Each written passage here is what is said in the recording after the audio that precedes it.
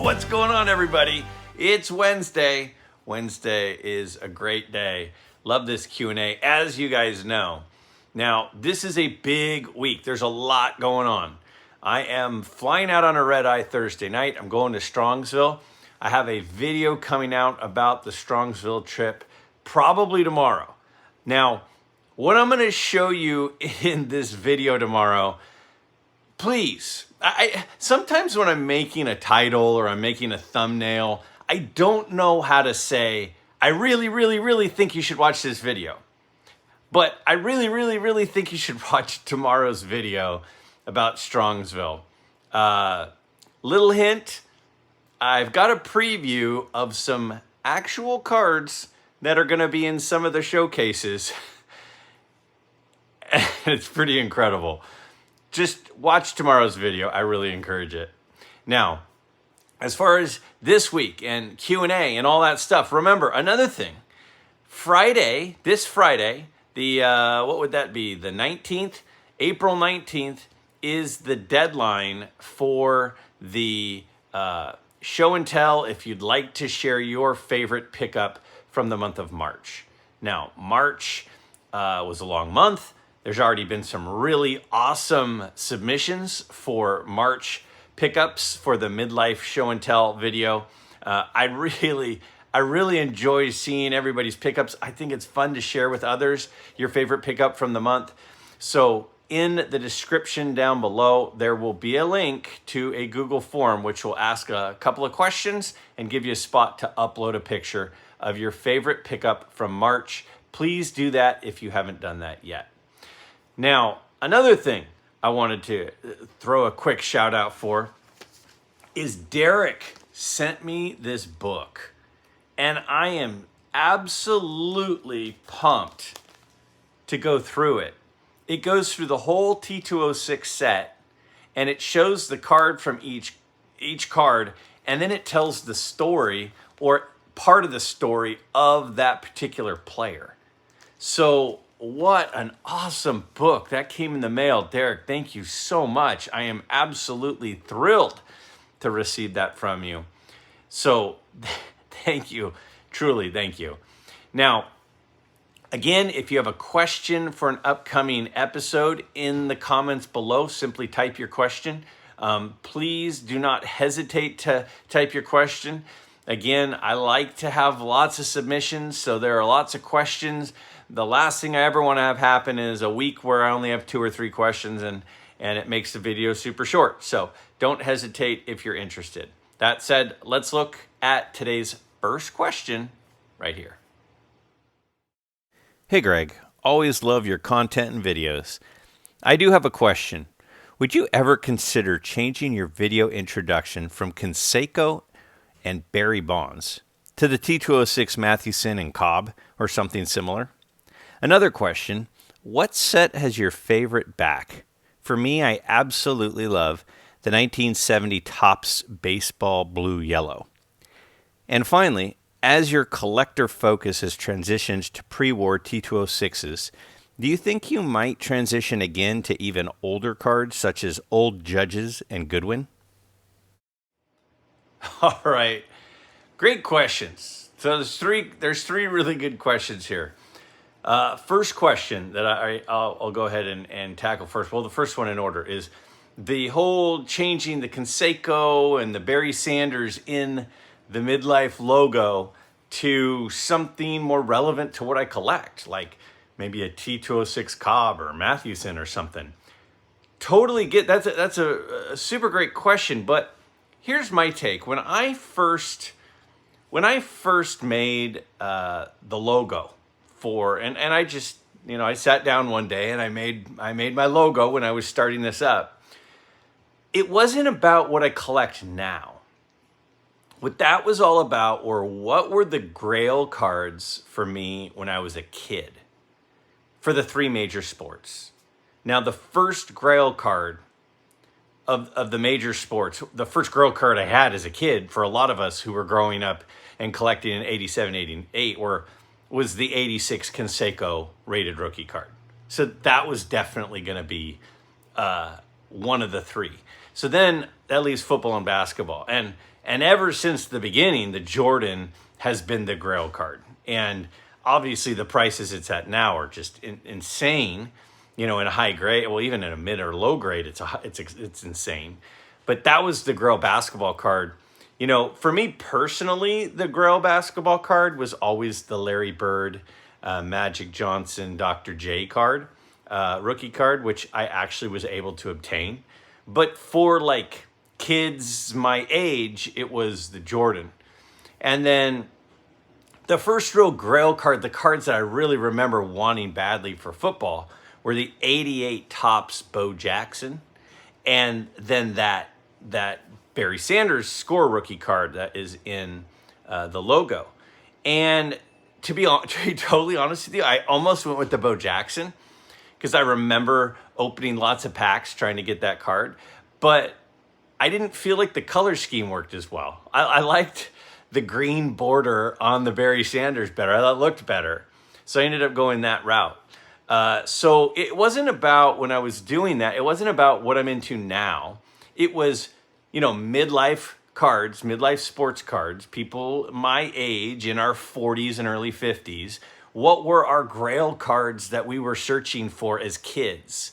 And so it was meant to be sort of symbolic of people in the middle of our lives that are, you know, collecting, and what were our first chases, not necessarily our chases now. So I'm keeping it. I'm totally content with how it is. And it might be a little bit misleading as to what I collect. But again, it was never meant to be about what I collect now. It was always meant to be about what was I chasing when I was a kid. Because that's part of the hobby, is the whole thing of reliving your youth and having different cards that you're chasing, and what were the cards that we all wanted then. And I wasn't going to put a Greg Jeffries card or a Kevin Moss, right? Or a Todd Van Poppel. It was that 86 Donruss Canseco. Now, the next question you ask is a great one. What backs do you like the best? You know, sometimes I dog a little bit on backs because for me, like the centering on the backs and the look of the back is not nearly as important to the front. But there are really, really cool things on the backs of cards, right? Now, for one, to answer the question, the 65 Topps, I really like the back of the 65 Topps cards. I remember liking the back so much. I was at a big card show. Actually, it was in Sacramento as a kid. And I was flipping through a binder, and there was a 65 Topps card. And I remember seeing the back of it and liking it so much, I bought the card. I don't remember who it was. I don't remember the name of the player. I just remember the backs of those cards were so cool. I bought that card, and I stuck it in my binder. I remember my dad going, like, "What'd you buy that for?" And I was like, "I don't know. I just thought it was a cool card." But the 65 Topps I've always liked. Now, the backs of cards, back in the day, they were more than just stats. And, you know, I've met a lot of people through this YouTube thing, and I've made a lot of friends, and I've made some really good friends. And one of the people that I've become really good friends with is a really great guy who has a connection to the backs of cards. See, one of the first times we interacted is he sent me a little care package. And the care package included in it was this magazine that is produced by the Hall of Fame. And this magazine that is produced by the Hall of Fame, it has different articles and things. Well, his family was featured in the article, or an article on his family was featured in the Hall of Fame because they did a showcase at the Hall of Fame on part of his collection. And part of his collection is the backs of cards. Now you can see right there, that's some of the art on the back of cards. You know how, I mean, if you flip over those cards, especially from like the 70s, mid to late 70s, there's some really cool little cartoon art on the back of the cards. Well, he has been a collector of the original artwork that is put on the back of cards from back in that time. So the artist that made the cartoon, he has many of the originals. He's been collecting them for quite some time. And I've been trying to get him to come on with me. And I know he's listening right now. I know he's watching this. I've been trying for a while to get him to come on the channel because I want to see that art. I want to hear more of the stories. I want to hear how he got it because he has so much information and knowledge about them because he's a big collector of them. And that was one of the cool things, not just all the stats that used to be on the back of the cards, but those little cartoons and the art and the little stories that went with them. You know, it's like when we used to open those little pieces of bazooka bubble gum, and you'd open it up and there'd be a little comic in there, and you'd read the comic and it'd have a little thing. And that was something that was nostalgic at that time. And he has a lot of the originals. And again, it was showcased even at the Hall of Fame. So I do think that the backs of cards are something that sometimes we don't give the love that we should, because there's some pretty cool stuff on those. So I hope that answers your question. And then the third part of the question, do you think that I'll ever continue to go further back and collect things like old Judge cards or some of the champions, Goodwin champions cards? Let me say 100% I anticipate continuing to go older and older and older. So what's my hesitation? So Greg, you're saying yes, you want to collect, you'd be interested in collecting old Judge cards and Goodwin champions cards. Well, it's sort of like when I was collecting cards from the 70s and 80s and 90s, and it felt like 50s and 60s cards were unattainable because they were just outside of my price range. And then I got a little older, I had a little bit more money, and they were attainable. And then I said, but what's still unattainable is all this pre-war, this cool pre-war stuff. And so, yeah, I've gotten into that because now it's somewhat attainable. And if you're asking, I absolutely love many of the Allen and Ginter sets, the Goodwin sets, the old Judge. I love a lot of those cards, but they kind of feel unaffordable. Like, I'd love to have a King Kelly card. When Orlando of A Collector's Dream gets on and he starts showing his Goodwin Champion set, which is the #1 Goodwin Champion set on the set registry on PSA, I love looking at this stuff. And I would love to have some of those types of cards. But at the moment, it doesn't really feel attainable. But if and when the time comes that I could pick some of those cards up, I would absolutely be interested in doing it. Question, please. What factors into vintage cards, deceased players' cards, to fluctuate in price? Much thanks. So that's a great question. Sometimes deceased players, why would their cards suddenly go up? Why would their cards go down? Why would anything change if they're deceased? It's not like they're playing. It's not like they're having a good season. I mean, these guys that buy a Joe Burrow, and then when he makes the playoffs, they are like, do I sell it or do I hold it? And if he makes the Super Bowl, what's going to happen to the price? Like, that's not part of the story with deceased players, right? It's not part of the story. So why would the price suddenly change? Now, I think part of the answer is it doesn't change dramatically. That's largely why those cards are more stable, is because there's a stable fan base, there's a stable stat sheet, there's a stable, historical acknowledgement of what that person was and what they meant and their quality of the game to the game.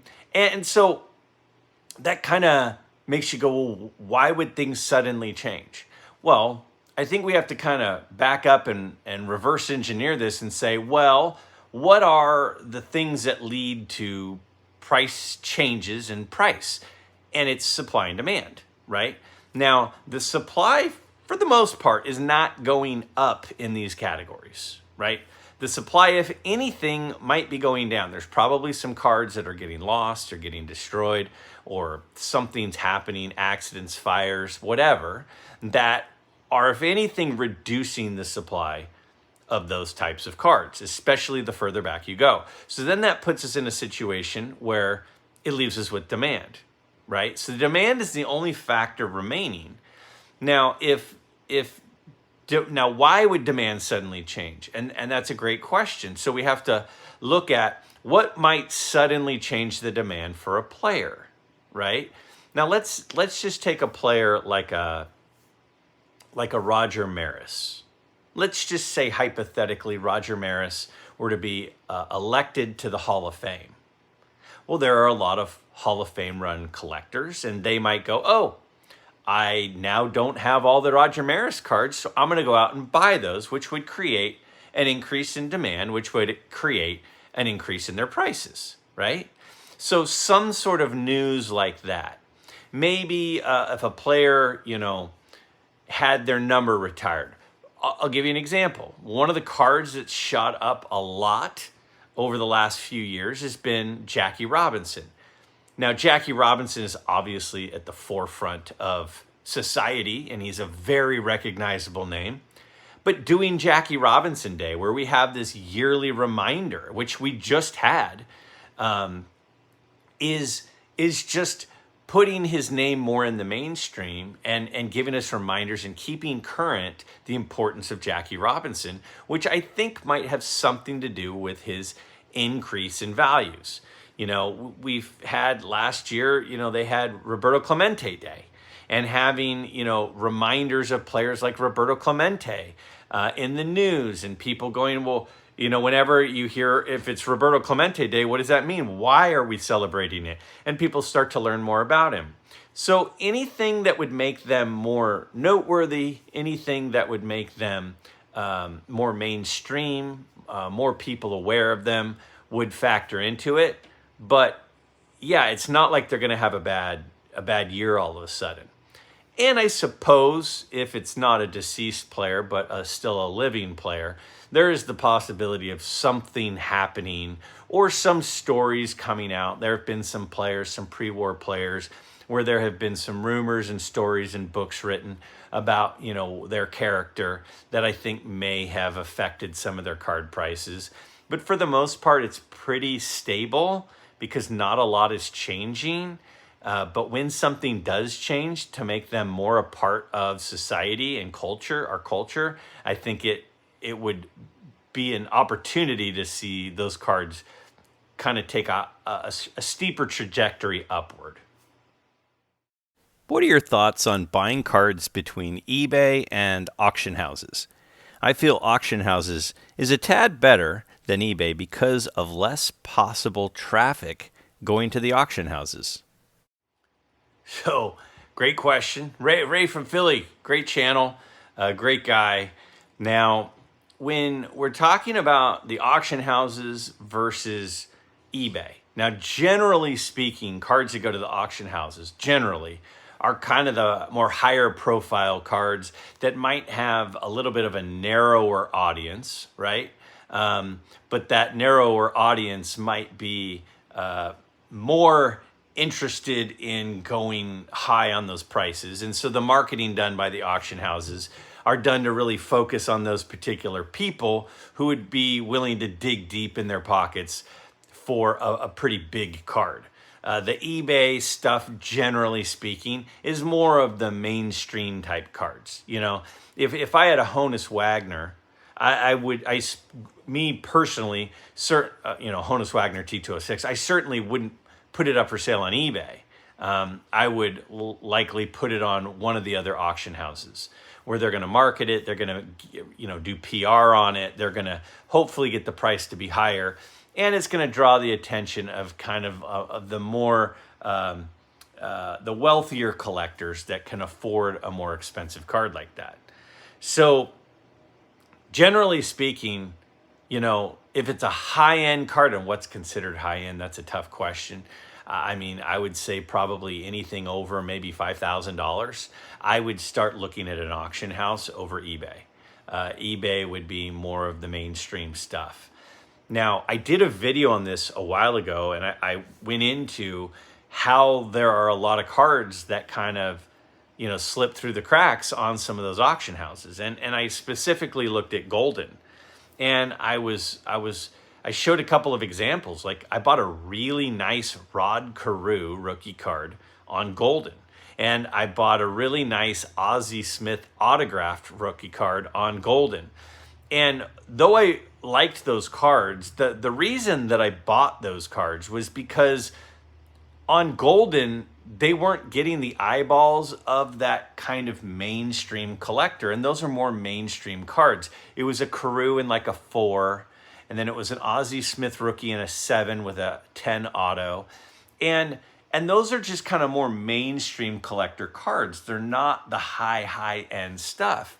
And so if a lot of the high-end collectors are focused on the auction houses, then when you see cards that are kind of normal mainstream cards, there's not as many buyers and not as many eyeballs on those as there is on like an eBay auction. So I bought a few cards on there, not so much because I really wanted it in my collection, but it was like, I can't not bid this, 5 minutes left in the auction, and I'm bidding $150 on cards that are selling for $400 on eBay. Like, I have to buy this. So there's no doubt that eBay gets the most eyeballs. So mainstream cards, eBay all day, every day, if I am selling. If I am buying, then I think there are times where you can go to some of the bigger auction houses like Golden, and cards slip through the cracks, and there's a lot of meat on the bone from time to time because the number of eyeballs isn't quite as intense as it is with the eBay auctions. And so it's certainly something to think about, and it's something that I talked about and did a full video on a while back. And yeah, I totally agree with this premise that there is an opportunity for a collector to get some good deals by just kind of thinking through that. I've got a question for you.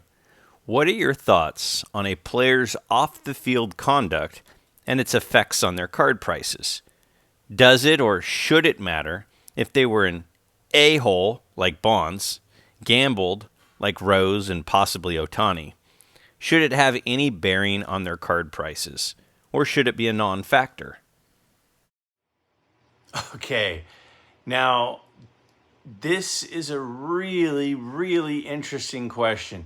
Should off-the-field stuff affect a player's card values? And does it affect their card values? Now, I'm a Clemens fan, right? I love Roger Clemens. I've loved Roger Clemens since I was in 3rd grade.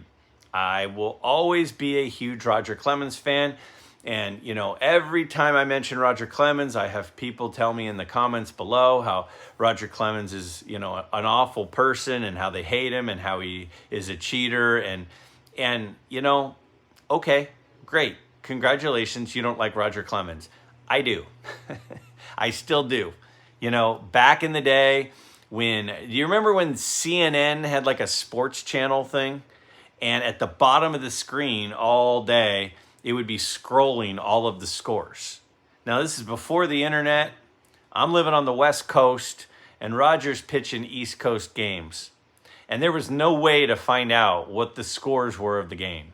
So I would literally sit there and watch as the score scrolled, because about every 3 or 4 minutes, it would have an update of the score of the game.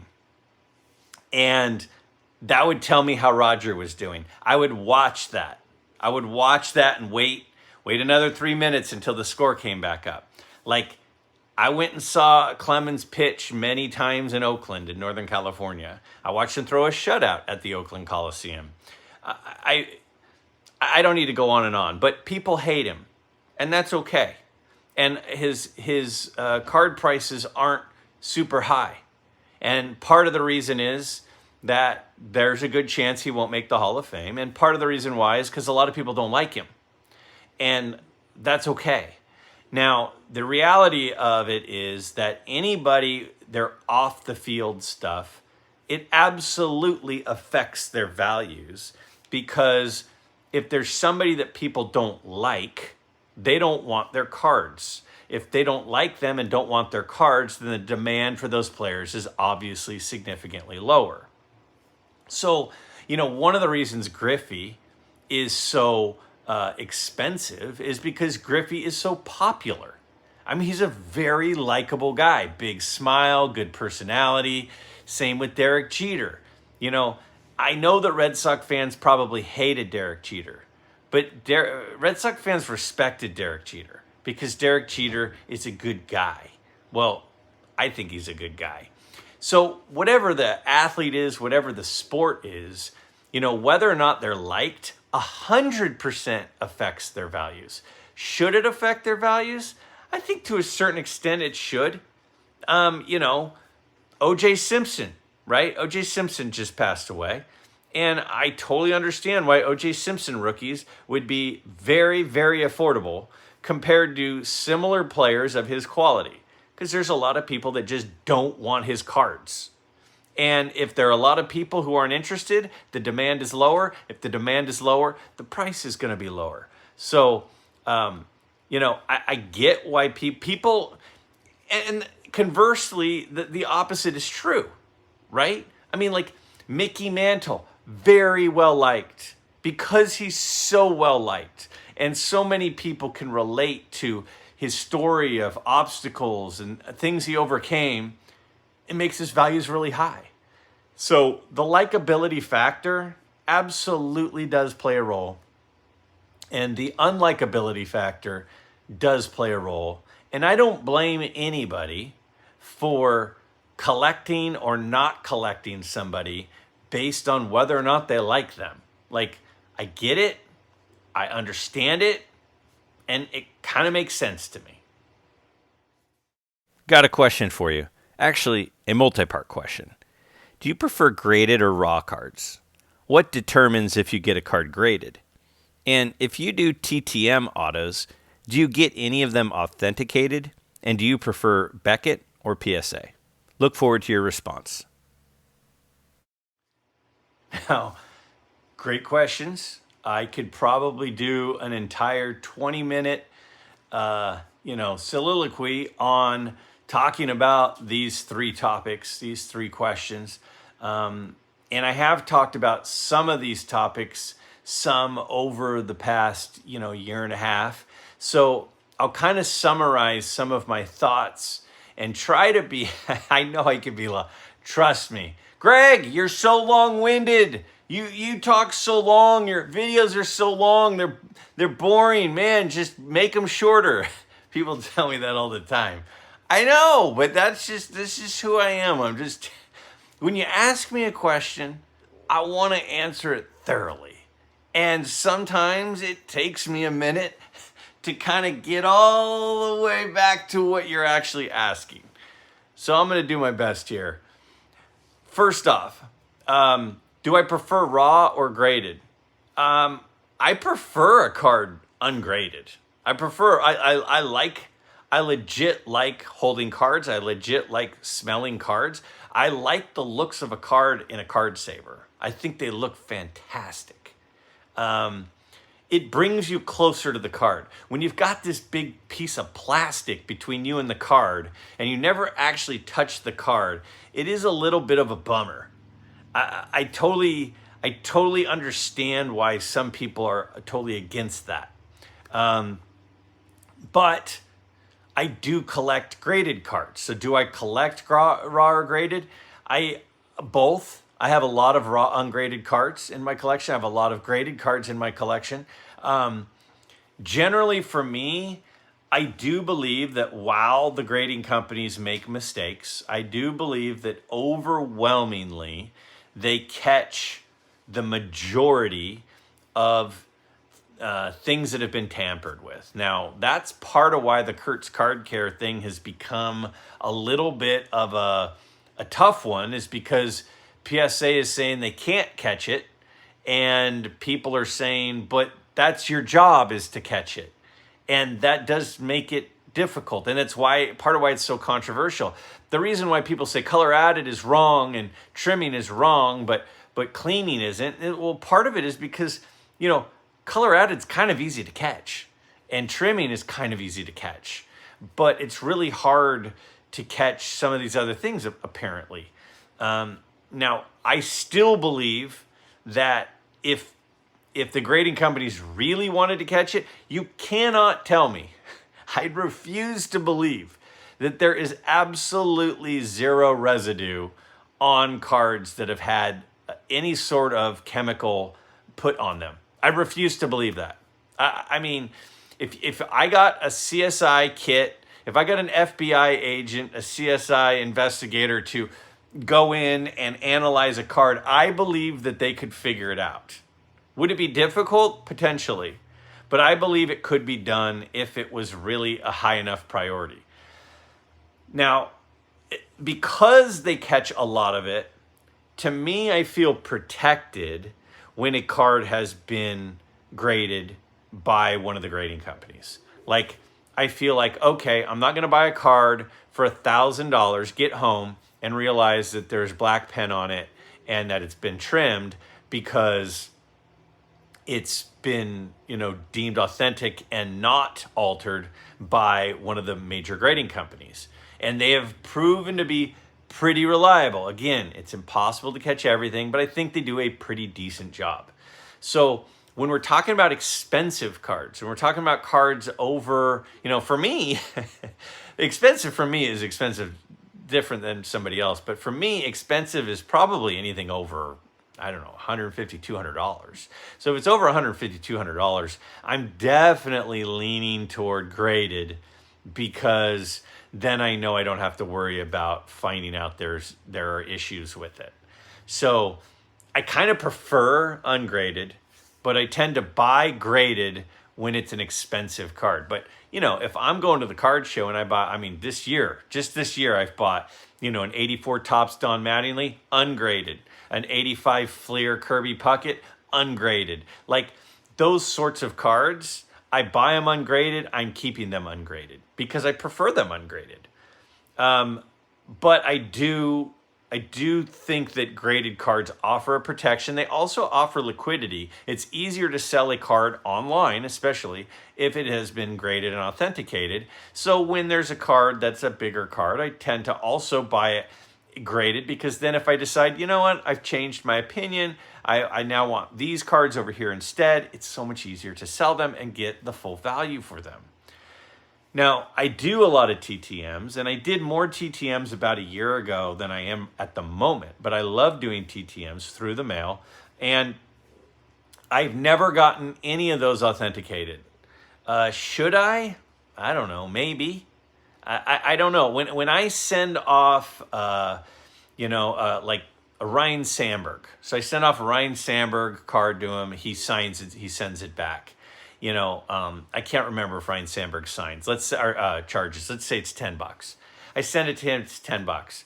So now I'm going to take this card that's worth, you know, maybe $1 or $2, and I paid $10 for it, and I'm going to get like $25 invested to have PSA tell me that it's real. Like, I can't spend more on grading than a card is worth. Like, I personally can't do that. You know, I could replace that Ryan Sandberg through the mail autograph by just mailing him another one. You know, a lot of guys sign for free. Mike Mussina signs for free. So you send a card to Mike Mussina, he sends it back. Now I'm starting to second guess myself. Greg, does Mike Mussina sign? Is it free or is he charged? I think it's free. I think he's free. But again, there are a lot of websites that do it, that talk about this stuff. So to answer your question, I've never gotten one authenticated because it doesn't feel like the value is worth the investment of getting the authentication. Like, I'm going to spend, you know, Juan Marichal signs through the mail. He's still alive, signs through the mail. So I went to a card show. I bought a Juan Marichal card for like $2. I sent it to him. I think he charges $10. It's paid $10, so I have $12 into it plus couple of stamps. I have $13 into it, and now I'm going to send it to PSA and spend like $25 to have them authenticate it? It was only $13. Like I would send it to PSA to authenticate it to protect. I'm not selling it. So I don't know why I would send it off. So I don't. Now, I haven't sent anything to Beckett ever. I've only sent things to SGC and PSA. So if I were to get one authenticated, SGC obviously isn't doing autograph authentication right now. PSA is. So if I were to do it, I would send it to PSA for authentication. But I just have no interest in doing that. And I've had a lot of these, TTM autographs, like since my childhood. Like I have a lot of the ones I got as a kid. Like I have an 86 Donruss Mike Schmidt autographed through the mail that I sent to the stadium, which I found the address for in the back of a Beckett magazine. Beckett used to list all the stadium addresses. I used to do tons of TTMing as a kid, and I still have a lot of, including the Mike Schmidt. It hasn't even crossed my mind to spend $25 to send it to PSA for them to tell me that it's real and then send it back. People go, well, Greg, it could be a secretarial. I'm like, okay, I don't know the difference. It looks like his authenticated ones. You put it side by side by the ones that have been authenticated, and you're like, yep, that's the same thing. So who cares if it's in the plastic or not? I just assume have it not be. So I did my best to answer that as short a period of time as possible. Now, again, the deadline is Friday, 2 days from now, for the MidLife Community Show and Tell from your favorite March pickup. Down below in the description, find that Google form link, upload your picture and your information. I really hope to have as many as possible. Hopefully we can break a record this month on the most submissions for that. Also, tomorrow I'm going to have a video releasing that is going to be, I think, a really, really cool video leading into Strongsville. I just trust me. Check it out. I think you're really going to like it. And hey, Strongsville's this weekend. I'm absolutely going to post at least one video. I'm going to be super tired. I'm going to be super busy. I'm going to have a whole bunch of fun. I'm looking forward to seeing a bunch of people, but I'm still going to upload at least one video. Whether it's Saturday or Sunday, I'm not sure. In my ideal world, I would upload one Saturday and one Sunday, so be on the lookout for that.